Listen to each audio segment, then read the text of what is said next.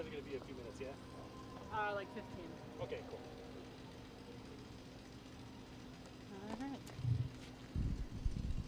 Hello, everyone. We're back, and we can't see ourselves, but now we can. Hello. It's all fixed now.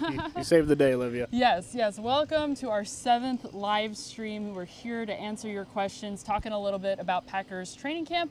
I am joined once again by the lovely Ryan Wood. We missed you.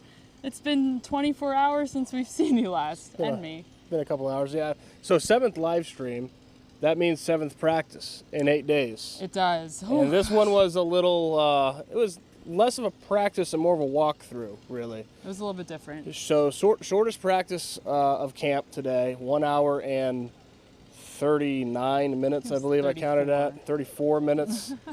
And yeah, all at walkthrough speed. There were no competitive drills today, including a walkthrough 2-minute drill, which I don't know if I've ever seen that before. Interesting about that, though, is that there was what Matt LaFleur called a teaching moment for Rashawn Gary, the rookie, who jumped off sides going half speed because he was going against Aaron Rodgers. He's kind of good at that thing. And so, you know, there was some, it was a teaching day, really. And a couple of reasons for that. One, 7th practice, 8 days, but also the 3rd straight day. I think it's going to be really interesting to see on these 3rd straight days going forward, not that there's a lot of those, if Matt LaFleur takes the foot off the pedal, because he said that 3rd straight day you're susceptible to injury, more so than normal, and so that had something to do with it as well. But yeah, a very light day today. Yeah, it sounds like it's how it's going to be going forward, a little bit lighter after 3 straight days. Apologies if there's any background noise here. They are working on the field. There's family night tomorrow, so I'm sure a lot of you will be in attendance. A lot of you have been commenting on our live stream, seeing that you will see us there. We will see you there. Looking forward to it. Matt LaFleur's also looking forward to family night. He talked about it a little bit today. It's going to be his first time here in Lambeau with the energy, not with these empty stands like there is today, although there is a little bit more commotion today than there is typically. What is family night going to bring tomorrow? Well, and I should say that's another factor of why today was so light, was because tomorrow night's not going to be light.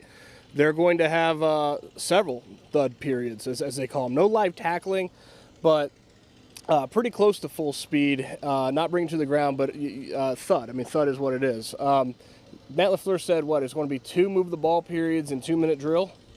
So I'm guessing 1st and 2nd 2-minute drill. So you're going to see a good amount of contact, a good amount of competitive periods tomorrow that you didn't see in today's practice. And then you get some fireworks afterwards, so that'll be fun.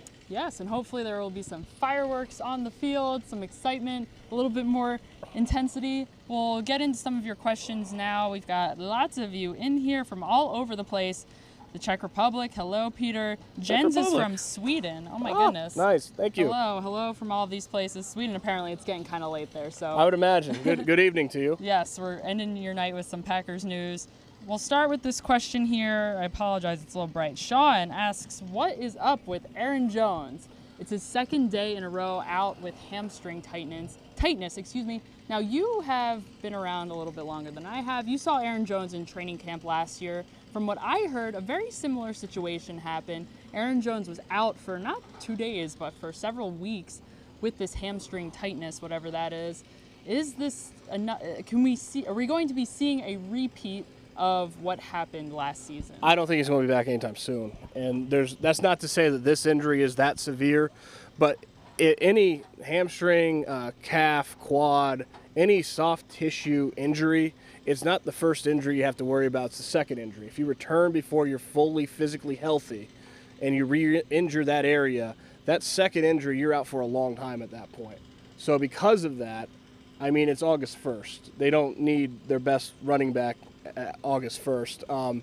I don't know how much they're going to need him to be ready for week 1, given that it is a new offense, but they're going to be extraordinarily cautious with him, and they should be, because they can't have a re-injury of the hamstring. So, I don't think he's going to be back anytime soon. Just precautionary more than anything to get him ready for week 1. Mm-hmm. Enrico has a question that's putting us on the spot a little bit, but what has been your biggest surprise so far this training camp? Robert Tonyan being the best tight end this point in training camp. I didn't see that.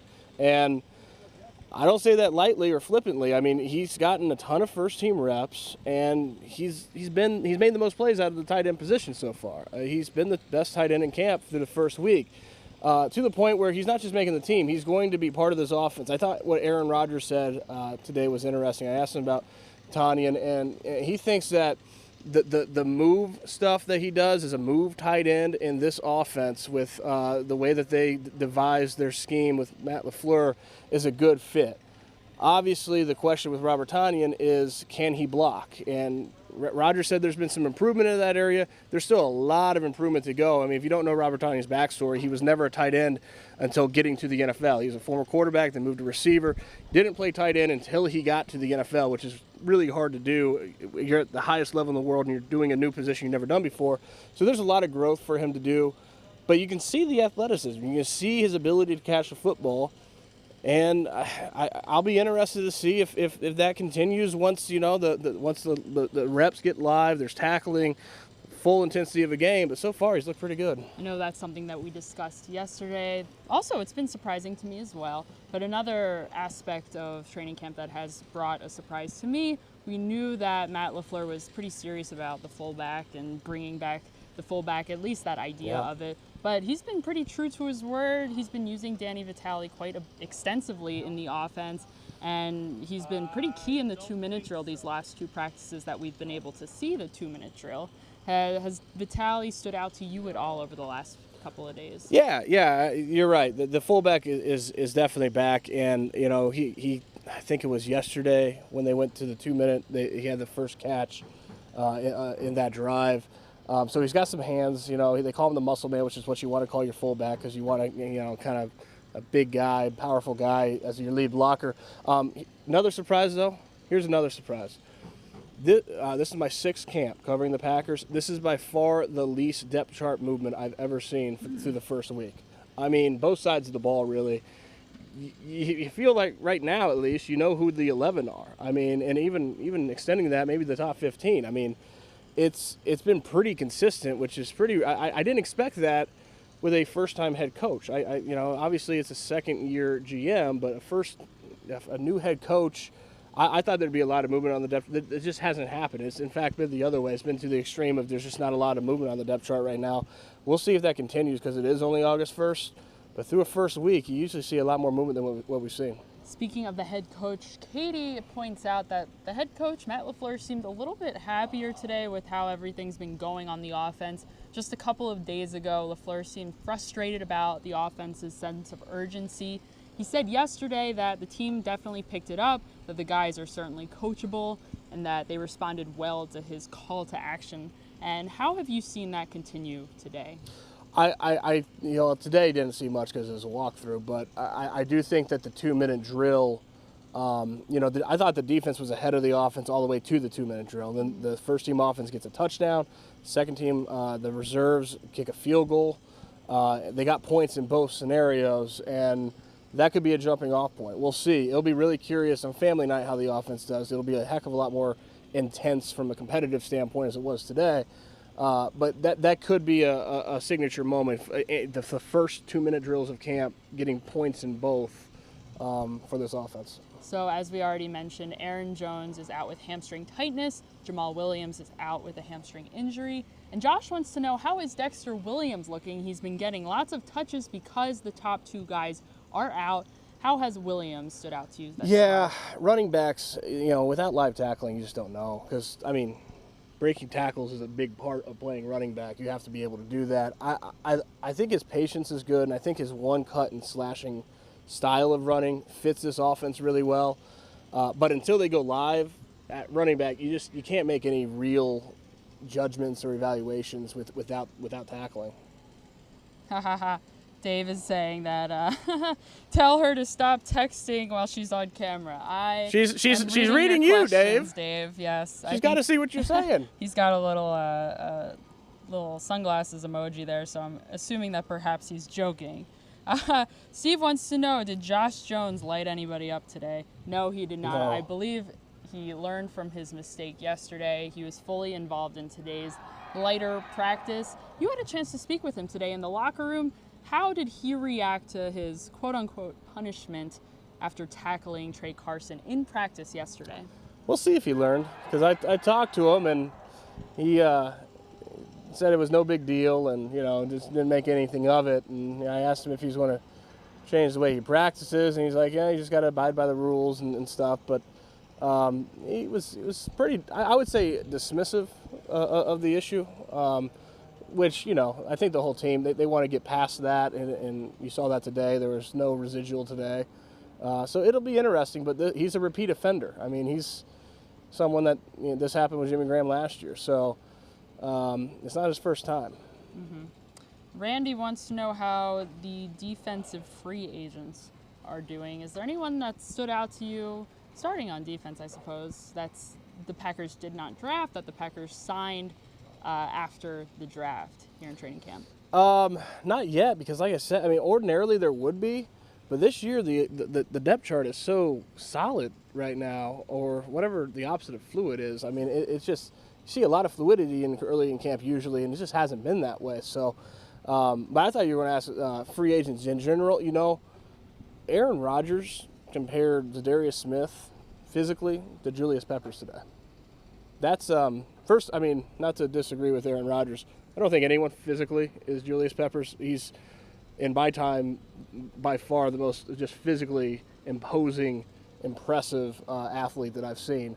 But that's a heck of a compliment. I mean, Zadarius Smith has that type of presence to him. The Packers need him to be a difference maker. I mean, they're paying him to be a difference maker. You look at him in one-on-one drills, he's looked awfully good, and we'll see if that continues. But that was a heck of a comparison that Aaron Rodgers made today. A hot topic on our live stream so far has been the competition at wide receiver. Davante Adams talked about it a little bit today in the locker room. He said that of all of his years on the Packers, this year might be the most competitive it's been, and it's going to be extremely difficult for the team to make cuts when it comes time to trim the roster down.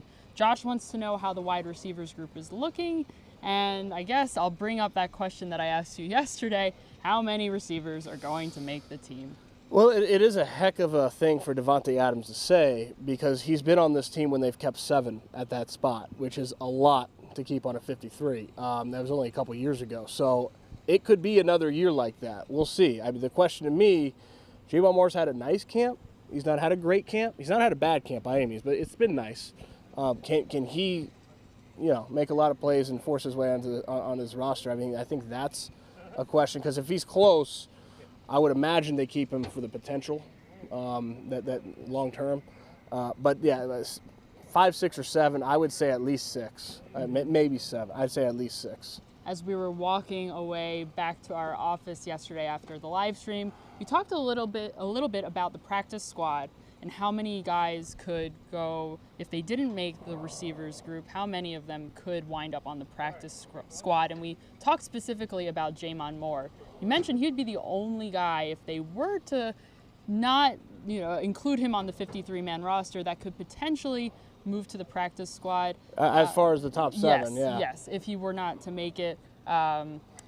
What do you make of sort of that situation? Well, they would. So I mean, Marquez Valdez-Scantling and Equinemius St. Brown are making the team, so they're eligible, but that's a moot point. Darius Shepard's a guy to look. He's gotten some first-team reps at receiver, just a couple. But he's also first-team units in special teams, which is a really good place for fringe roster guys to be. So if you're looking for a dark horse to make the practice squad, and he's not going to make the roster, but make the practice squad, I'd throw his name in there. Both Jeff and Brian want to know how Elton Jenkins is doing so far in camp. We've been a little bit quiet talking about him. Has he stood out to you at all? It's early. I think he's adjusting right now to the speed and physicality of the game in a way that you'd expect from a guy who's new to this league. It's his first week of, actual football at this level. So I mean, it's way early. He's had some good moments. He's had some moments that I'm sure he'd like to have better. Gotten beaten some one-on-one drills, but it's early and there's a long way to go there. So the Packers drafted him as a guard, but he's played all over the place in college. Have the Packers been true to their word? Has he been playing, getting most of his reps at guard? Most of them. He did a few days ago get a little bit of time at center, but which I would imagine once he gets guard under his belt will become more prevalent because that is in his background. He started 2 years at Mississippi State at center. So that long term, I would imagine that'll be part of the repertoire if something happened to Corey Linsley, who is obviously the stalwart there in the middle of that line. So, he'll be versatile. Right now, they've mostly got him in one spot because they want him to get acclimated to guard. So Mark wants to know how rookie cornerback Darnell Savage Jr. is doing. Yesterday was his first day back at practice. He was gone for a while after having a single wisdom tooth removed. Today was a little bit lighter of a practice, so it was probably hard to judge exactly where he is in his recovery at the moment. But yesterday, he was absolutely limited in practice. What did you make of his practice? Probably mostly yesterday, just because that was probably a better time to judge him. That word "limited" is what I mean. I mean, they didn't just throw him back there at safety in the competitive periods yesterday, and we'll see if they do that tomorrow night. At some point, I mean, you got to keep in mind, he is brand new. Yesterday was day one for him, and the team is a week into camp. So they've got to match those timetables there. But until he is, Raven Green's gotten the first team reps of safety. Josh Jones has gotten more snaps and more reps than he'll get. Eventually, though, Darnell Savage Jr. will be back there at safety. All right, I'm going to take one more question today, you guys. Thank you for bringing your questions. If you did not get your question in, do not worry. We will have more Facebook Lives after practices going forward, so hopefully we'll get to one of your questions in the future. Marcel wants to know, is there anything interesting to say about the Packers special teams thus far? They can't get a whole lot worse than they were last season, but has anyone stood out to you as potentially a punt returner? I know that's been a hot topic as of late, ever since Trevor Davis went down for several games last season.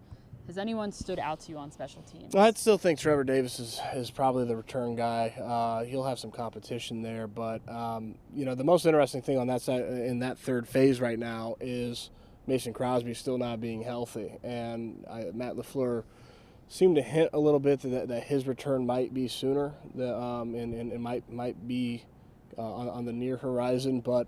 When he gets back, you'll have a kicking competition. Until then, you have Sam Ficken on the field by himself. So that'll be, I think, when it gets really interesting is when we get to see more of that. Mm-hmm. And Ficken will get his very first opportunities to kick in Lambeau Field tomorrow night at Family Night. We will be there, so make sure you're following us on Packers News on all of our social media platforms, Packers News, on Twitter, all of our individual Twitters. Also, just make sure you're checking out all of the content over on PackersNews.com. We'll have lots of coverage, not only of Family Night, but of course, all of the other preseason practices that are going on training camp. It's exciting. It's a lot of fun. I'm really excited. Looking forward to my very first. That'll be your first time. Yes, yeah. I'm looking forward to it. And I will be in the stands with the kids. And actually, my parents will be here too. So I'll be covering the practice, but it will actually be family time. So family night, not just for the players and the coaches, but also for Ryan Wood here. There you go. Yes. So guys, thank you so much for joining us. We will see you next time. And I'm going to give Ryan his 5 seconds to chat while I turn off the live stream.